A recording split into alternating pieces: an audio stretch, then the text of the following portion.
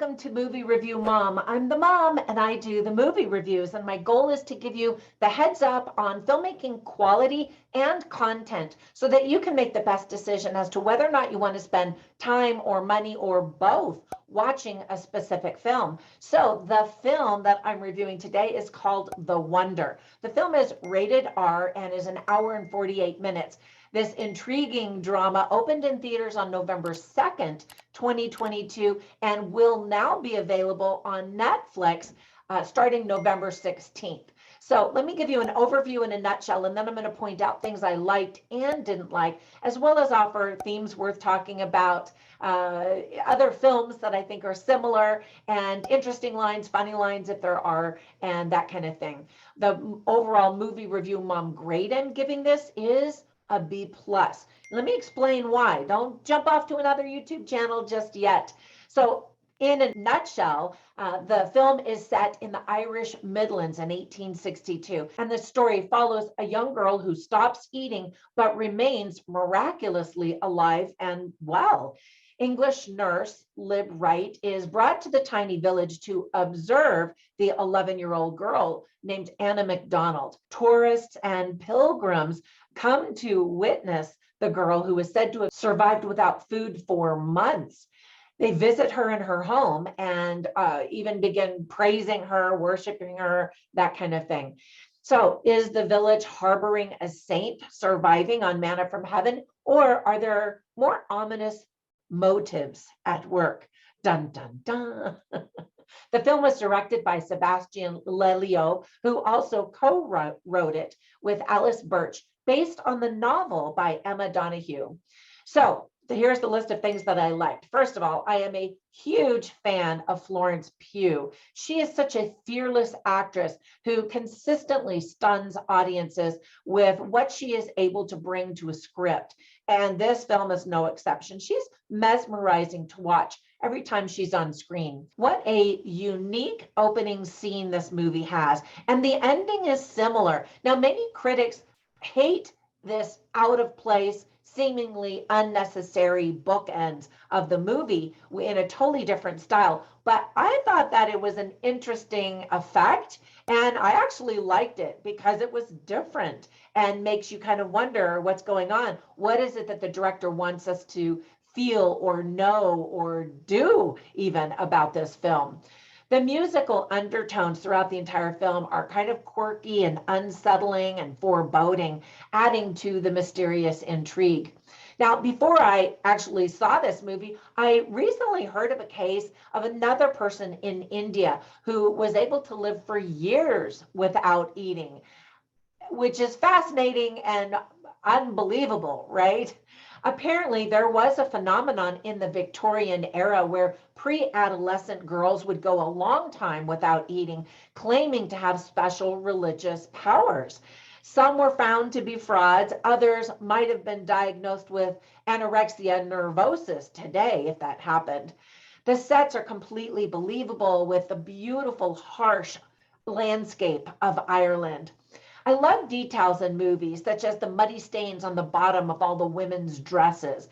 You know, their fingernails look like they have been working, and that there's no one sitting around lounging in luxury. I teach classes at a nursing college, so I always appreciate films that portray nurses as competent and compassionate. Now, I don't know what lesson writer Emma Donoghue wanted us to learn from this story, because there are several, but it made me think about some of the issues of gender identity that are happening in our country nowadays, with children specifically.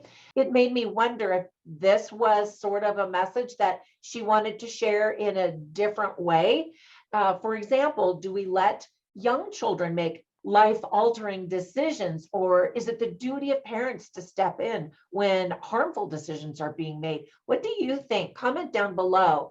Now, I've got a list of themes that I think that the director and the writer wanted us to know. I'll give you those in just a second. So here's a very short list of things that I didn't like or just thought could have been handled better. For example, there's this sexual relationship. Actually, there are two We see one of them clothed, however. That's a tip for parents. But that part didn't seem as believable, just because the relationship almost came out of nowhere. Let me give you some tips for parents. Speaking about that one, there is a woman who uses a form of opium, which is a drug. We see some bloody, gory moments. There's some profanity, including one F-bomb, at least that I heard, just one. We see a bloodied tooth fall out of someone's mouth. So some of the themes that are interesting and done very well are fasting, faith, logic and reason, miracles, religion versus science, love of a family, grief, patriarchy, power over one's body, widows or widowhood, child abuse, salvation, second chances, and parenting. Interesting, right? So I always write down funny lines and interesting lines so that you can get a feel for a movie. However, I didn't write down any funny lines because this is a very serious drama. You can see all of the lines that I write down on my written review at moviereviewmom.com, but I'll share some interesting lines with you. One, which for me really cemented the biggest theme of this movie, and that is one spoken by Kitty, who's played by Nehemiah Algar. And she says, it's a whole sorrowful world that's too hungry to see the wonder in every ordinary child. And so this child is the wonder, as are all children.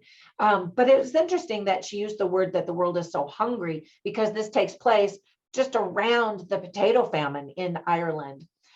Lib Wright, who's played beautifully by Florence Pugh, says, love requires some action, some intervention at some point. And I thought that that was really interesting. Anna O'Donnell plays the young girl, played by Keela Lord Cassidy. And she says, anyone can be chosen, saints or sinners, because she feels like she has been chosen by God to have this very special mission, I guess you could call it.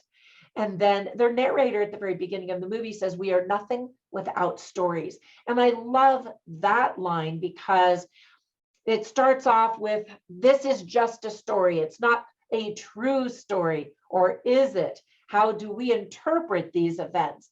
And that's why I wondered, what is it that the original author wanted us to know? It's not just a story, it's a way of teaching, perhaps. Anyway, again, I just thought the whole thing was intriguing, and let me know what you think.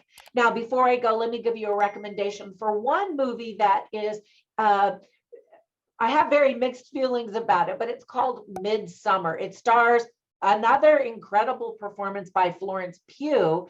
But the first time I saw it, I was like, oh, what did I just see? I'm not going to review this one. I don't even know where to begin with this movie. And since then, I've seen it again, and it's worth seeing just for Florence Pugh's performance. But it is bizarre and crazy, but very similar to this film in the sense of what people believe and their religious ferocity, maybe. I'm not even sure, even still, how to describe what we learn from Midsummer. But if you're if you're a fan of Florence Pugh, definitely check it out. However, it's rated R. So, I don't even know how to give you warnings for the movie. It's just a lot. So anyway, leave that as it is. And thank you so much for watching my review. So I hope that my reviews are helpful. Thank you so much for your support. Have a fantastic day, and I'll catch you in the next one. Bye for now.